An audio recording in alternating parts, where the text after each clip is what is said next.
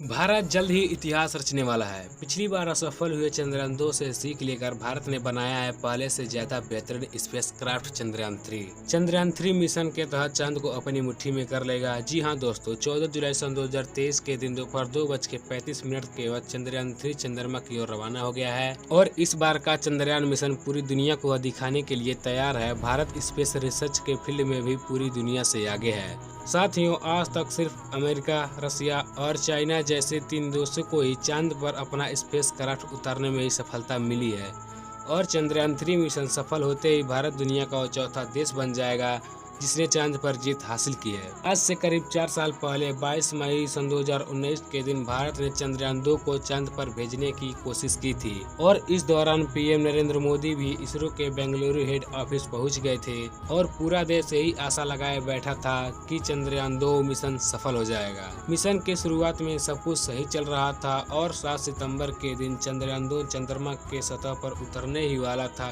कि तभी चंद्रमा की सतह से सिर्फ 2 किलोमीटर की ऊंचाई पर विक्रम लैंडर से हमारा संपर्क टूट गया और हम चांद पर लैंडिंग करने में असमर्थ हो गए।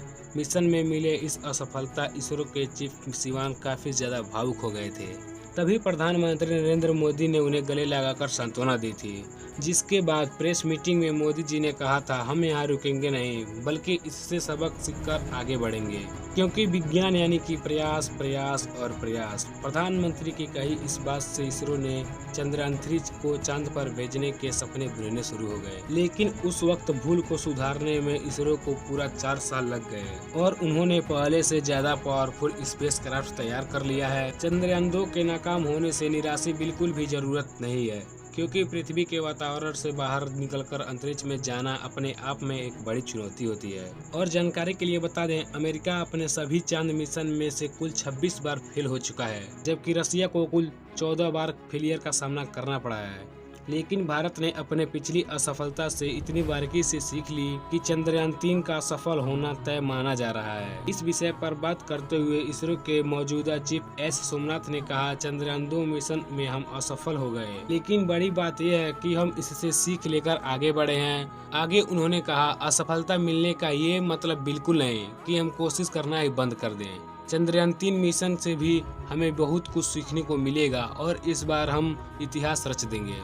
14 जुलाई के दिन दोपहर 2:35 पर इसरो के आंध्र प्रदेश से श्रीहरिकोटा स्थित अपने सतीश धवन स्पेस सेंटर से अपने चंद्रयान 3 को लॉन्च कर दिया। इसरो के मुताबिक चंद्रयान 3 को उसी रास्ते से चांद भेजा जाएगा जो चंद्रयान 2 का था।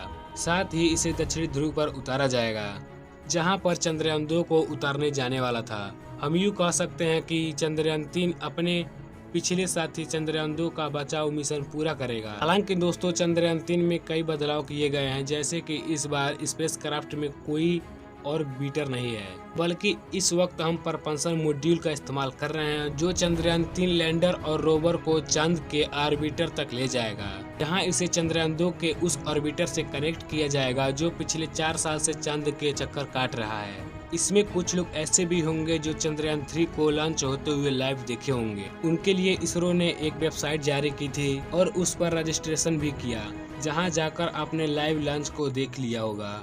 अगर आपने नहीं देखा तो आइए हम आपको कुछ दिखाते हैं। Lift off normal. Here we have of LBM-3 M4 rocket carrying India's prestigious Chandrayaan. तो दोस्तों, आप भी हमारी तरह यही चाहते हैं कि चंद्रयान 3 मिशन भारत को अपार सफलता प्राप्त हो। कमेंट बॉक्स में अपनी राय जरूर दें।